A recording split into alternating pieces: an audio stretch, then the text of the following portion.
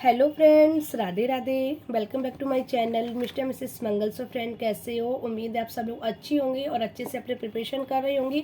आगे की सोचा होगा कि कैसे पढ़ना है और सब लोग अपने काम में लग गए होंगे। सब लोग अपनी स्टडी को ध्यान से देख रहे होंगे कि कैसे हमको मैनेज करना है।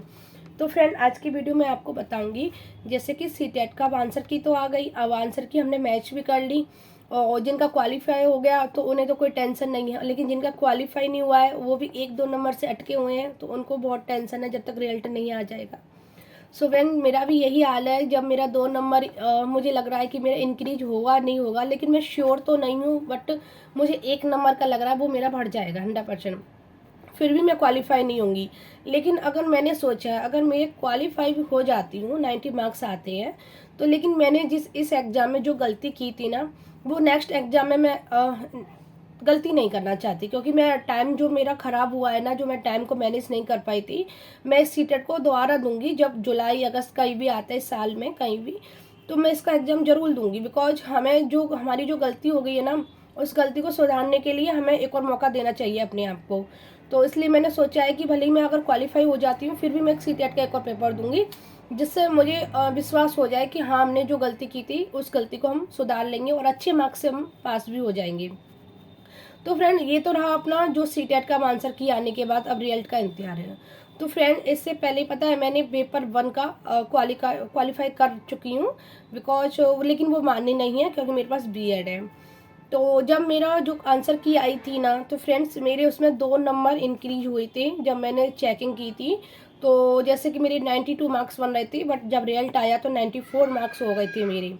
सो फ्रेंड, इसलिए मुझे इतना तो मुझे विश्वास है कि 1 नंबर तो 100% बढ़ेगा। 1 नंबर की सबको उम्मीद होती है, लेकिन 2 या 3 या 4 कोई क्या है, इसकी उम्मीद नहीं है। इस पे तो डाउट रहता है जब तक रिजल्ट नहीं आ जाता। तो फ्रेंड, जैसे कि मैंने पेपर 2 का पेपर मैंने 2024 में भी दिया था, अब मैं 2026 में दिया था मैंने। तो 2024 की मेरी तैयारी अच्छी नहीं थी, 2026 में मैंने दिया तो वो भी मैं 2 नंबर से अब मैं रह गई हूँ। कोई बात नहीं है, मैंने टेंशन लेना बंद कर दिया है इसके लिए सोचना। बिकॉज इसमें ना हमारी गलती रही है क्योंकि हम टाइम मैनेजमेंट नहीं कर पाए और हमको पेपर आता है, ऐसा नहीं है कि हमें नहीं आ रहा है। तो अब मैं आगे से ऐसे प्रिपरेशन करूँगी जैसे कि मेरे पास मॉक टेस्ट ये वाली क्या बोलते हैं, मैं ये वाली बुक्स लेके आई थी सीटेट के लिए, जो इसमें सॉल्व पेपर है, जो 15 साल तक के इसमें मॉक टेस्ट दे रखे हैं। तो मैं इनको अब डेली अपना टाइम मैनेजमेंट करने के लिए, क्योंकि मुझे आता तो है, क्योंकि कॉन्सेप्ट नहीं देखना है हमको, थ्योरी नहीं पढ़ना है, हमको सिर्फ अपना टाइम मैनेजमेंट करना है कि अगर हम टाइम मैनेज करेंगे 2.5 घंटे में हमें टेस्ट डेली देना है। भले ही अब सीटेट का इंतजार मत करो यानी कब आएगा, बट आप ऐसे सोचो कि मुझे तो सिर्फ कोई सा भी एग्जाम हो 2.5 घंटे का, मुझे क्या करना है, इसका प्रिपेयर करना है। मुझे इतने मार्क्स लाने ही लाने हैं, मतलब 100 अपर, मतलब 100 से तो ऊपर ही ऊपर लाने। इतना टारगेट बना के चलो, और टारगेट बनाओगे तभी हम कोई सा भी एग्जाम निकाल पाएंगे। अगर हम सोचेंगे 90 ही लाना है, 90 ही लाना है, तो वो 90 तक का ही रहेगा। अपन 100 प्लस लाएंगे ना, 100 प्लस, तो उसमें हमारे चांसेस रहते हैं, फिर हमें कोई टेंशन नहीं होती है। आंसर की में हमारे जितने भी नंबर बन रहे हैं 100 से ऊपर, फिर हमें डर नहीं लगा रहता कि नंबर घटे या बढ़े। तो इसलिए मैंने ये सोचा है। और आप लोगों को अगर मेरी इन बातों से थोड़ा भी हेल्प मिलती है तो प्लीज़ चैनल को सब्सक्राइब कर लेना। बिकॉज मैं अपनी सारी बातें आप लोगों के साथ इसलिए शेयर करना चाहती हूँ क्योंकि मैं अपने आप को गाइड करना चाह रही हूँ आप लोगों के माध्यम से, और आप मेरे से गाइड हो तो आप भी हो, लेकिन मैं इतनी गाइडनेस नहीं दे पाती हूँ। बट मैं अपने आप को मोटिवेशन करने के लिए ये सब वीडियो बना रही हूँ। बिकॉज मुझे भी इससे अच्छा लगेगा कि मैं पढ़ाई को अपना रूटीन बना रखूँगी, क्योंकि मेरा भी कभी कभार ऐसा माइंड हो जाता है कि कभी मेरा पढ़ने का मन करता है, कभी नहीं करता है। और जैसे कि अब यूपी टेट आएगा फ्रेंड, तो यूपी टेट के लिए आपको क्या करना है, सी टेट के ही तरह यूपी टेट भी होगा जिसको यूपी टेट देना है। तो सिर्फ क्या करना है आपको, जैसे कि आपकी तैयारी अच्छी है, टाइम ही तो नहीं हुआ था आपसे, टाइम मैनेजमेंट ही तो नहीं हुआ था जिसकी वजह से आपके मार्क्स कट गए, मतलब मार्क्स कम रह गए। तो आप है ना यूपी टेट को समझ के ही सी टेट की मॉक टेस्ट लगाइए। सी टेट के मॉक टेस्ट, और वो भी कैसे लगाना है, ऑफलाइन पर्पज में लगाना है, मतलब आप ऑनलाइन मत लगाना बिल्कुल भी। ऑफलाइन बुक्स ला के ऐसे घर पे देना ओमार सीट भर के उससे, और टाइम घड़ी को रख लेना, देख लेना कि 2.5 घंटे में मैं कितना कर पा रही हूँ। तो आप है ना ऐसे करोगे तो दिन प्रतिदिन पता है ऐसे बढ़ते जाते हैं, और हमको कॉन्फिडेंस भी आएगा कि आज मेरे इतने नंबर आए हैं, कल मेरे इतने नंबर आए हैं, और मैं टाइम मैनेजमेंट कर पा रही हूँ। और फिर आपको पता भी चल पाएगा कि इसमें से मेरा कौन सा पार्ट वीक है, तो इस पर मैं ध्यान दे लूँ। तो पता है इससे पता है हमारा CTET भी कंप्लीट हो रहा है, यूपी टेट भी कंप्लीट हो रहा है। जो भी स्टेट के टेट आते हैं ना वो सब इससे निकल जाएंगे। एक टाइम मैनेजमेंट ही तो नहीं हो पाता हम लोगों से, बस और क्या। क्योंकि अब पेपर देखो इतने लेंथी आ रहे हैं, 80 पेज के पेपर आ रहे हैं। आप ही सोचो, अब आप सोचो कि 80 पेज को ये वाला पेपर करने में हमें कितना समय लग रहा है।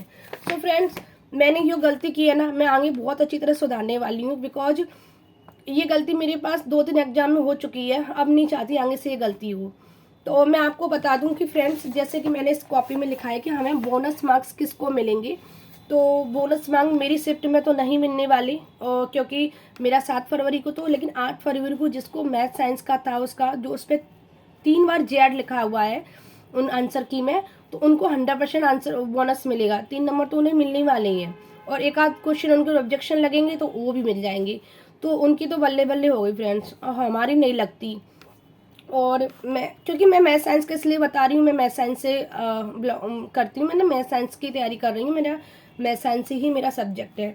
और जैसे कि अब मैंने कल बता रखा था 80, 81, 88, 89 जिसके भी मार्क्स बन रहे हैं, तो फ्रेंड्स वो बस होप रखें, उम्मीद लगाए रखें कि हमारा बढ़ भी सकता है। भगवान से कोई पॉजिटिव रहे और गलत नहीं सोचे कि नहीं होगा नहीं होगा, बस आप छोड़ दो उसकी बात पे। अब टेंशन मत लो कि 2 नंबर बढ़ जाए, 1 नंबर बढ़ जाए तो क्वालिफाई हो जाए। आगे की सोचो कि मुझे नेक्स्ट सीटें देना ही है, चाहे भले इसमें मेरी जो गलती हुई मैं आगे गलती नहीं करना चाहती।